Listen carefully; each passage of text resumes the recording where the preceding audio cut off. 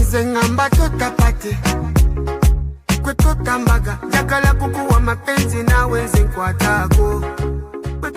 Bobi Wine country wide tour akyagikutemu muganda wange gwe akyagiyimirizaamu okubeera nga munnanga ate akyatereza ate wali ebintu munnanga ate nga ebyagenda maaso munnanga ate gye buvuddeko.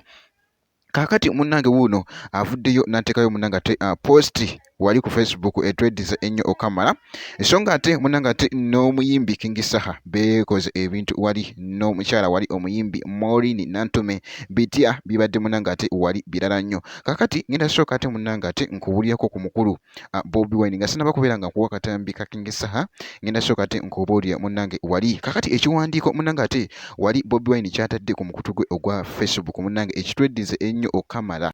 Ekiwandiiko munnange era nga bw'olabaawo post eyo etweddize ennyo okamala nga era bw'ogirabaawo. Kakati ngenda kubeera nga nze ngiza mu Luganda munnange era nga agambye wali buli kusoomoozebwa buli kiziyiza buli kizibu ddaala erigenda mu buwanguzi munnange gwe alaba Jamiat Yugi kuuma essuubi kuuma okukkiriza towanika tujja kutuukayo yonna yonna eyo gye tulaga muganda wange gwe alaba Jamiat Yugi.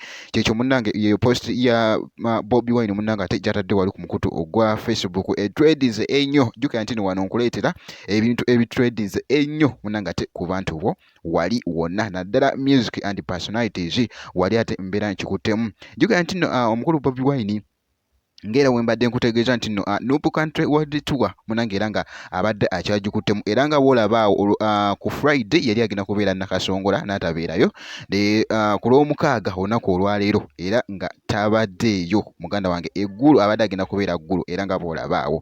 Kakati nno programu zino munnange akyazikuttemu era nja kubeera nga mbawa update yonna yonna enaba egenda eside eyo ewa Bobi Wine. Kakati eyo side nga munnange nga nvuddeyo nina akatambi k'omuyimbi wali King Saha ne Maureen Nantume engeri gye babadde beekolamu ebintu. Jjukira nti nno akatambi kano kakwatibwa munnange wali baali bava mu press conference ya Kalo Nantongo wali wonna ekyatambulira ddala bulungi nnyo naye nga omuyimbi King Saha nga yeekola bitya munnange wali. Jjukira nti nno eddoboozi libadde wano oluyimba luno Tota Pate oluyimba luno era nga luli ku coming soon olw'omwana mulenzi wali ate King Saha bwe kiti Zengamba Tota Pate kwetutambaga jakala kukuwa mapenzi nawe zenkwatako Tota Pate